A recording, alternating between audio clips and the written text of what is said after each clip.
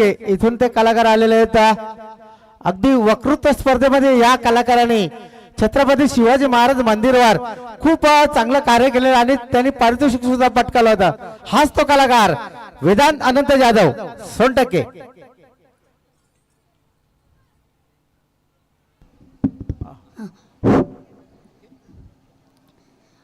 माझे नाव वेदांत अनंत जाधव मुक्काम सोनटक्के। मी आज 19 फेब्रुवारी निमित्त शिवाजी महाराजांचं भाषण सादर करणार आहे। शिवाजी महाराज म्हणजे कोण?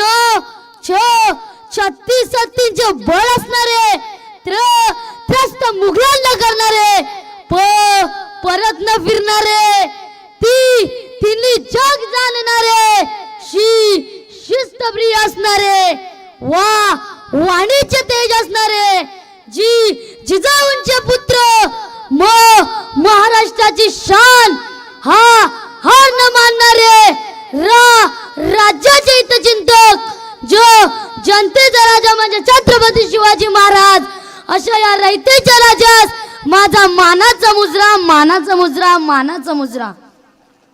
हा युग पुरुष म्हणजे छत्रपती शिवाजी महाराजांचा जन्म 19 फेब्रुवारी 1630 रोजी शिवनेरी किल्ल्यावर झाला। साक्षात परमेश्वराच्या रूपात असलेल्या माझ्या शिवराजांचे चरित्र अभ्यासताना एक गोष्ट प्रत्यक्षाने जाणवते की महाराज मर्यादेबाहेर कधीच गेले नाही। ते धार्मिक होते पण धर्म बोले नव्हते, कठोर होते पण क्रूर नव्हते, अवसासी जरूर होते पण आत ताशी नव्हते। 21 कोटी 60 लाखांच्या तलवारी ते बालगत, 10,000 कोटींचं सिंहासन होतं त्यांचं, डौलदार वैभव संपन्नता अशी त्यांची राणी, पण कोटा डाऊल ते कधीच करत नसत। पण आम्ही मात्र मी शिवभक्त म्हणून मिरवीत असतो, पण नुसतं शिवभक्त म्हणून शिवभक्त होता येत नाही, तर त्यासाठी रक्तात धमक असावी लागते। कल्याणच्या सुभेदाराच्या सुंदर स्त्रीला माता मानण्याची, परस्त्रीलाही माता मांडण्यासमान माझा राजा। जर त्यांच्या नावाचे फोटोज, लेबल कपड्यांवर, गाड्यांवर, अगदी हातावर सुद्धा करून घेतो, मग तेच जर आया बहिणींच्या अंगावर कसे काय उठतात। आज 8 वर्षापूर्वी निर्भयांच्या बलात्कारी कुणी यांना फाशी देण्यास लागते। सर्व पुरावे असतानाही त्यांना वाचवण्याचे प्रयत्न होतात। यामुळेच तर गुन्हेगारी समाज वाढीस लागते। यावर एकच उपाय म्हणजे छत्रपती शिवाजी महाराजांसारखे स्वराज्य निर्माण करणे। आज शिवाजी महाराजांचे विचार रक्तात विणले तरच कायद्याचे, न्यायाचे राज्य निर्माण होईल। त्यालाच आपण खऱ्या अर्थाने शिवशाही असे म्हणू। शिवाजी महाराजांचा सर्वात मोठा गुण म्हणजे संयमीपणा, पण आपल्याकडे संयम नसल्यामुळे आपण काही चूक करतोच। पण इतिहास साक्षीदार आहे की पुरंदरच्या दात शिवाजी महाराजांनी 23 किल्ले मुघलांना दिले। ते कोणासाठी, कशासाठी? फक्त रयतेच्या हितासाठी।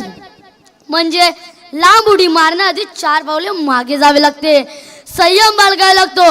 ही छत्रपतीची शिकवण आजच्या या तरुण पिढीने शिवाजी महाराजांचा आदर्श डोळ्यासमोर ठेवायला हवा, लिहायला वाचायला हवा। पण कांच वाटते की आजची ही तरुण पिढी व्हॉट्सअप, इंस्टाग्राम, फेसबुक, गुगल यांमध्ये बिझी झालेला आहे। महाराजांच्या पावनभूमीत जन्माला आलेले शिवबांचे वारस तुम्ही आम्ही मात्र शिवाजी महाराजांच्या विचारातून दूर जाताना दिसत आहोत। महाराजांनी प्राणपणाने जपलेले किल्ले, अहो काय अवस्था झाली असते किल्ल्यांची। आज त्या किल्ल्यांवर दारूचा काच पडला दिसतोय। त्या छत्रपतींना लाज वाटत असेल त्यांच्या वारसांचे कारनामे पाहून। अरे ज्यावेळी छत्रपती शिवाजी महाराजांची मृत्यू झाल्याची बातमी त्या औरंगजेबाला कळते, त्यावेळी तो औरंगजेब म्हणतो, या अल्लाह, दुश्मन दिया तो भी तो कौन दिया, सिवा भोसले जैसा। अपने जन्नत के दरवाजे खुले रखना, क्योंकि दुनिया का सबसे बहादुर और दिलदार दुश्मन तेरे पास है। अगदी दुश्मनाने सुद्धा माझ्या राजाचा उल्लेख दिलदार असा केला आहे। जय भवानी। धन्यवाद। मला इथे बोलण्याची संधी दिल्याबद्दल आयोजकांचे आणि ऐकून घेतल्याबद्दल तुम्हा सर्वांचे मी मनापासून आभारी आहे। खूप खूप धन्यवाद वेदांत अनंत जाधव सोनटक्के इथून हा कलाकार आलेला आहे। नक्कीच या कलाकाराचं भाषण जर आवडलं असेल तर एक जोरदार टाळ्या वाजवा द्या। त्यांच्या पप्पांना सुद्धा विनंती करतोय, अनंतजी जाधव यांना विनंती करतोय, दादा आपण सुद्धा पुढे या। किशोर भैर यांना विनंती करतात